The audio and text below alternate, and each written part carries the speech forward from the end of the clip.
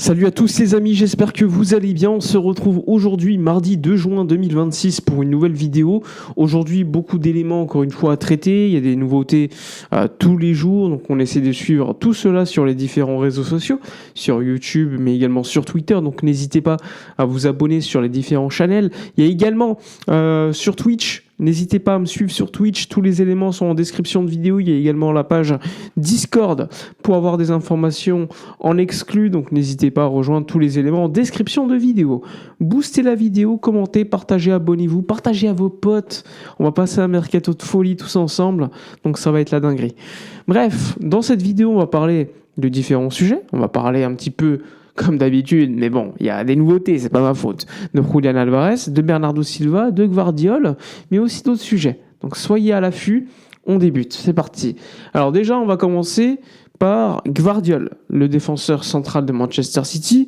Hier, j'ai reçu confirmation qu'en cas de départ en défense centrale, et quand je vous dis départ en défense centrale, c'est pas Christensen, là je vous parle d'un vrai départ important, en tout cas en termes de masse salariale.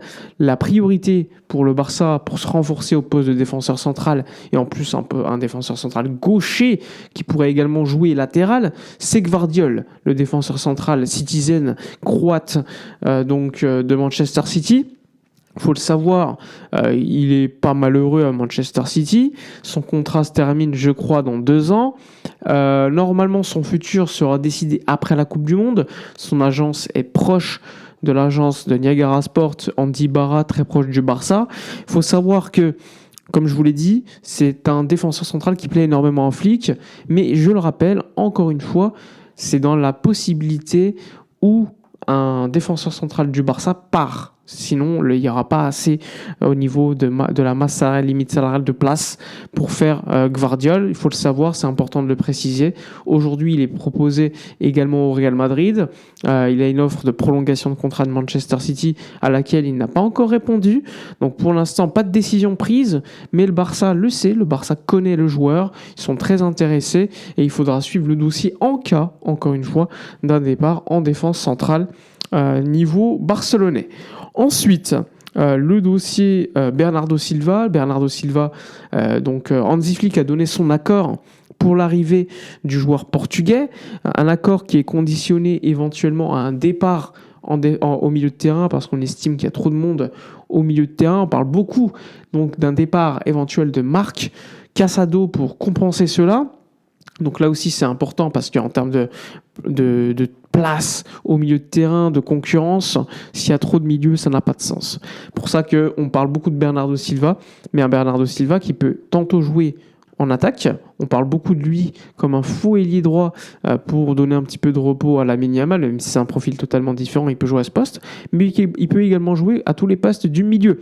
Donc un Bernardo Silva qui a été validé par Hansi Flick, vous le savez, il y a également l'Atlético de Madrid qui était dans la course, mais le joueur priorise le Barça, et ça tout le monde le sait maintenant. Moi, de mon côté, il y a des journalistes dans mes messages privés qui m'ont dit que tout était fait, qu'il fallait patienter désormais quelques temps, parce que c'est pas imminent. Il faut, comme je vous l'ai dit, tantôt il y a des sources qui vont te dire il faut patienter un départ, et il y a d'autres sources qui vont te dire que c'est pour des raisons fiscales que le Barça patiente, surtout pour aider le joueur, parce que le joueur fiscalement c'est beaucoup plus intéressant si le deal se fait un peu plus tard. Donc ça aussi c'est une news importante à ne pas oublier. Donc c'est pas une priorité à la base, j'en avais parlé il y a quelques semaines, c'était pas une priorité, mais c'est une opportunité de marché qui est considérée aujourd'hui par le Barça, qui depuis quelques semaines avance sur la piste, et donc une piste qui pourrait définitivement être réglée lors des prochains jours pour donc, Bernardo Silva au FC Barcelone. Entre-temps, Jorge Mendes n'a pas chômé. J'en avais parlé sur les réseaux. Il y a eu une réunion importante avec l'ASM Monaco il y a quelques jours, là, pendant le week-end. Il faut savoir que l'objectif, c'était de clôturer le deal Barça-Ansu Fati avec Monaco. Donc c'est fait. Ansu Fati va quitter le FC Barcelone pour 11 millions d'euros direction Monaco avec un pourcentage à la revente. Le joueur va permettre au club d'économiser de la masse salariale et de créer du fair play à hauteur de 20 millions d'euros, ce qui est énorme et ce qui va pas mal aider également le Barça au niveau des recrues pour les inscrire. Donc ça, c'est plutôt pas mal. Ansu Fati, je le rappelle, qui a un pourcentage à la revente pour le Barça dans le cas où il est revendu plus tard. Pour l'instant, on n'a pas le montant, enfin on n'a pas le pourcentage en question, mais on sait qu'il serait élevé selon Fabrizio Romano. Un Fabrizio Romano qui s'est également exprimé de nouveau sur le dossier Julián Álvarez hier en disant priorité Barça, le Paris Saint-Germain n'intéresse pas Julián Álvarez, Arsenal non plus.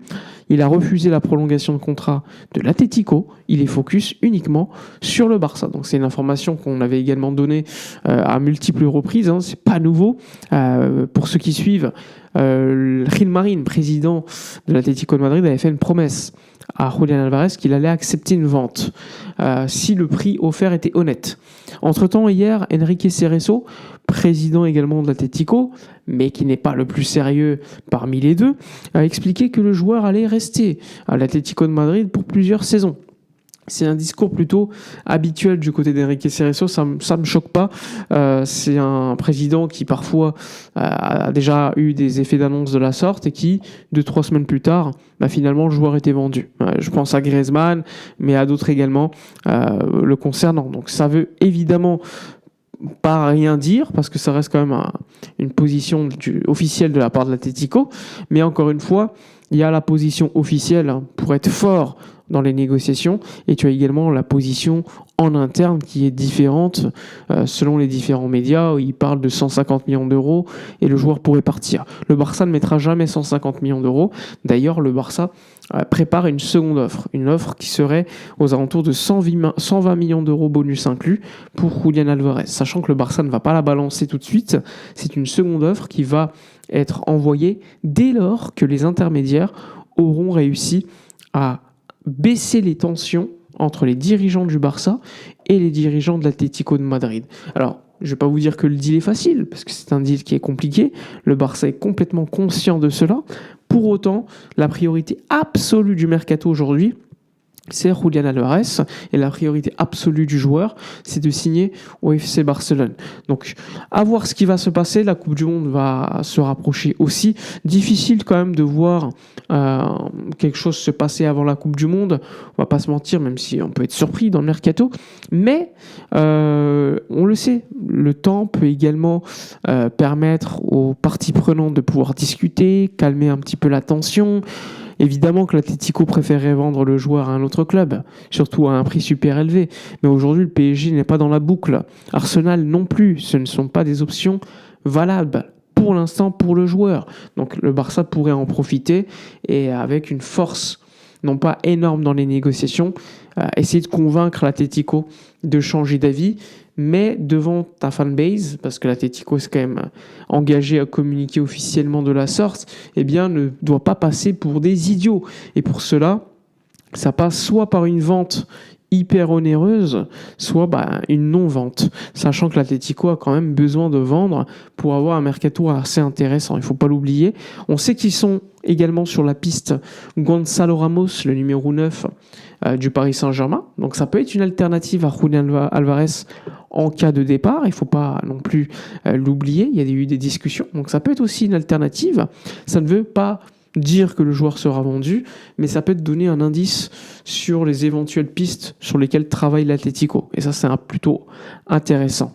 Maintenant, tout appartient et tout est entre les mains de deux hommes. Julián Álvarez, qui peut s'engager ou pas à discuter, à s'exprimer publiquement et pour avoir, entre guillemets, une position claire publique pour montrer à tout le monde qu'il veut que le Barça, mais c'est pas sûr qu'il le fasse. Et tu as un autre homme, c'est Matteo Alemany. Matteo Alemany, qui est évidemment directeur sportif de l'Atlético, avec Cholo Simeone, pourrait se dire le joueur ne veut pas rester, un joueur joue toujours où il veut jouer. D'ailleurs, Enrique Cerezo, c'est ce qu'il disait il y a quelques mois, en disant un joueur, il joue toujours où il veut jouer. Et pour Julián Álvarez, on sait qu'il veut jouer à Barcelone. Le problème, c'est que pour l'instant, il n'y a pas eu de communication, on va dire, officielle du joueur auprès de l'Atlético. Il n'a pas dit à l'Atlético, je veux aller au Barça. C'est l'agent, pour le compte de Julián Álvarez, qui l'a dit. Évidemment, ça peut créer, on va dire, une problématique, c'est que l'Atlético a du mal à croire l'agent, parce que l'agent est très proche du Barça, on le sait. Donc ça aussi, ça peut être quelque chose d'important. Il faut savoir que lorsqu'il quitte Manchester City pour l'Atlético, là aussi, Julian Alvarez n'était pas allé voir Pep Guardiola pour dire je vais à l'Atlético. Non, c'est son agent qui avait discuté pour son compte auprès, à l'époque, je crois, de Soriano, qui était le directeur sportif de City, ou je crois que c'était Chiqui Beringstein à l'époque.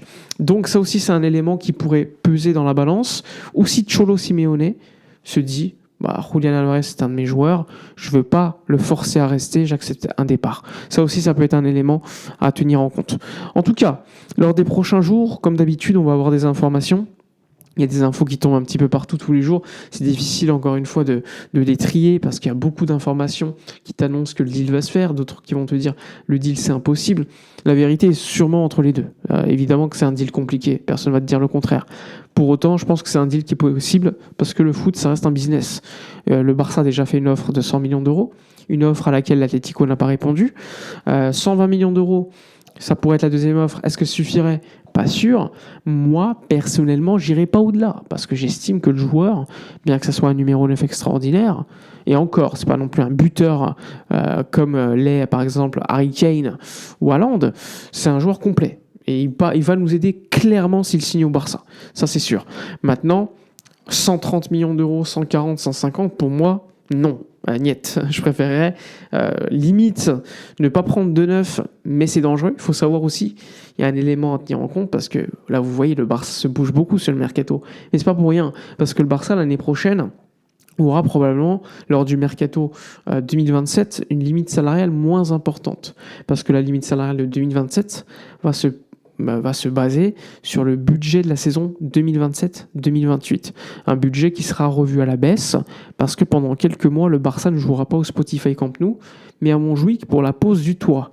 Donc le Barça, limite, actuellement, est en train de faire 2 mercatos en un. Alors évidemment, l'année prochaine, le Barça pourra recruter, mais ce sera avec une marge beaucoup moins élevée. Il y aura peut-être des départs, évidemment, mais je le rappelle, c'est important à tenir en compte la masse salariale, la limite salariale, probablement que l'année prochaine, pas lors de ces mercatos, mais le mercato prochain en été 2027, probablement qu'on n'aura pas la même marge. Et donc c'est important de faire tout maintenant, enfin faire l'essentiel en tout cas, pour ensuite être plutôt tranquille lors des prochains mercatos. Voilà ce qu'on pouvait dire en tout cas de tout ce qui est mercato. C'est un vrai bordel, on le sait. Il y a beaucoup de dossiers qui sont en train d'être travaillés par Deco. Ils essayent un petit peu de valider toutes les pistes assez rapidement. Flick, lui, veut absolument un effectif de qualité et je pense qu'il mérite logiquement de l'avoir. Maintenant, on verra ce qui va se passer. D'un côté, le dossier Julian, d'un côté, le dossier Bernardo Silva. On n'oublie pas le poste de la défense, le latéral, Joao Cancelo, qui est désiré par Flick, et aussi potentiellement Cucurella, Grimaldo qui sont suivis, mais pour l'instant ce ne sont pas des options prioritaires, sans oublier Gvardiol en cas de départ en défense centrale d'un Araujo ou d'un autre, avec un salaire important, là aussi ça pourrait grandement t'aider pour te renforcer. Voilà ce qu'on peut dire de la vidéo de la journée. N'hésitez pas dans l'espace commentaire à donner votre avis, à liker, commenter, partager, à booster la vidéo. Donc on se retrouve prochainement sur YouTube comme d'habitude. N'hésitez pas à mettre un petit like, c'est important. Vous abonner sur ma chaîne Twitch aussi les gars, c'est important. À lâcher un petit sub également si vous le voulez pour soutenir. Nous on se retrouve à la prochaine et d'ici là comme d'habitude portez-vous bien.